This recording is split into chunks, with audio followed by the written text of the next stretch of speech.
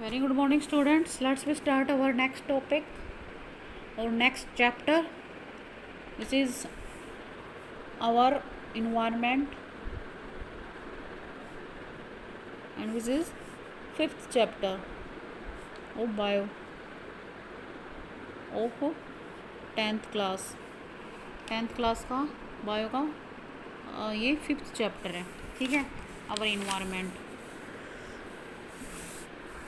अब हम बात करते हैं आवर इन्वायरमेंट में कि इसमें जो टॉपिक है फर्स्ट डेफिनेशन जो है वो है आवर इन्वायरमेंट. कि आवर इन्वायरमेंट होता क्या है, व्हाट इज़ आवर इन्वायरमेंट. ठीक है, जस्ट इंट्रोडक्शन. तो जो इन्वायरमेंट मतलब हमारा वातावरण, आसपास का जो हमारा वातावरण है वो किसका बना होता है, आपको पता ही है. इसमें हम क्या लेते हैं, आवर इन्वायरमेंट जो होता है वो includes our physical surrounding and all the organism. ठीक है, जो इन्वायरमेंट है हमारा वो फिजिकल सराउंडिंग से बनता है. ठीक है, दो चीज़ों से बनता है, एक तो फिजिकल सराउंडिंग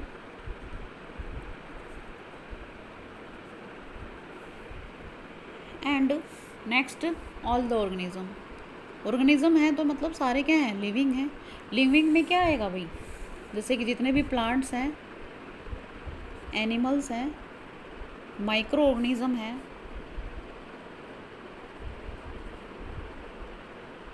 फिर डिकम्पोजर्स हैं.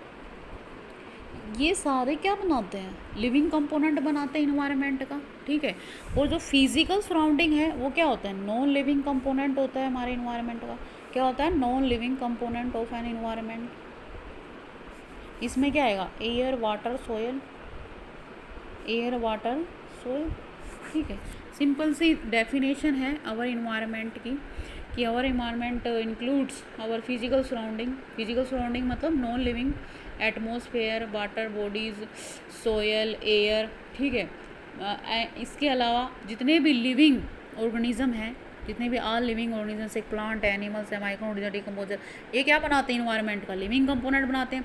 तो ये कह सकते हैं कि जो हमारा इन्वायरमेंट है वो दो चीज़ों का मिलकर बना होता है, लिविंग कंपोनेंट और non living component. Non living component में ये आ जाएंगे एयर, वाटर एंड सोयल, और लिविंग कंपोनेंट में क्या आ जाएंगे हमारे, जैसे कि plant, animals, micro organism and decomposers.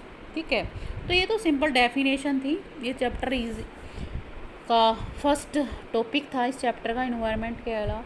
इसके नेक्स्ट जो टॉपिक है वो है कि भाई हमारा जो इन्वायरमेंट है इसके अंदर दो टाइप के वेस्ट मिलते हैं. कितने टाइप के वेस्ट मिलते हैं, टू टाइप्स की. फर्स्ट इज बायोडिग्रेडेबल वेस्ट,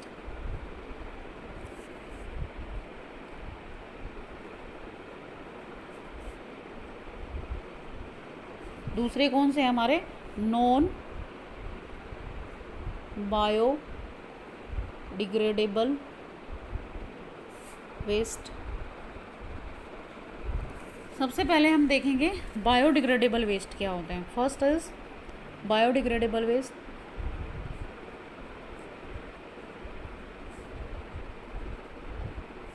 ठीक है, तो बायोडिग्रेडेबल वेस्ट वो वेस्ट होते हैं जो those waste material which can be broken down into non poisonous substances. ठीक है, with the help of micro organism.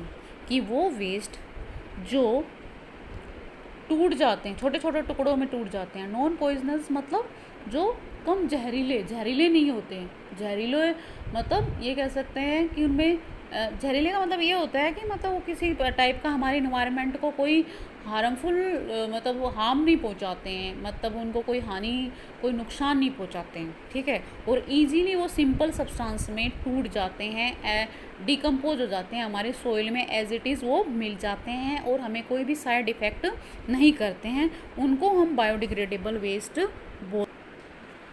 ठीक है, तो बायोडिग्रेडेबल वेस्ट वो हो जाएंगे those waste which can be broken down into non poisonous substances by the action of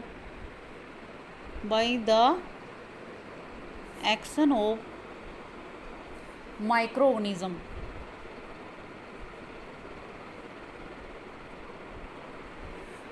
like bacteria are called biodegradable waste.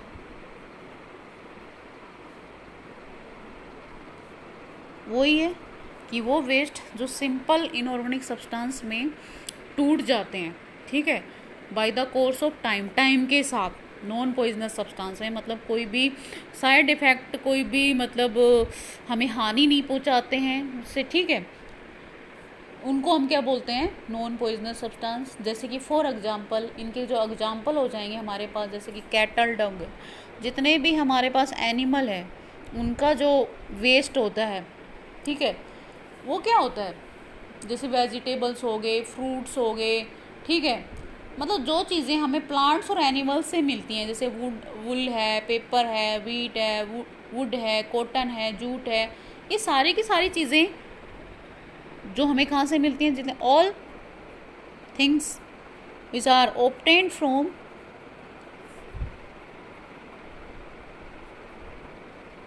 plants and animals are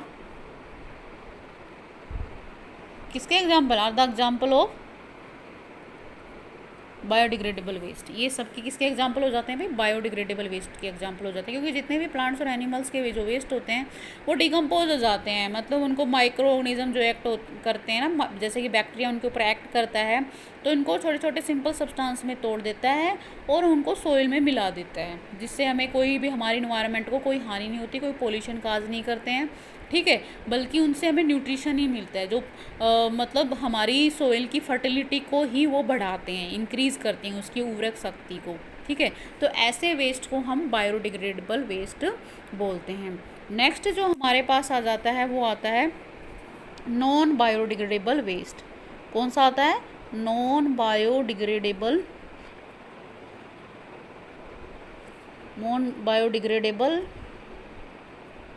waste.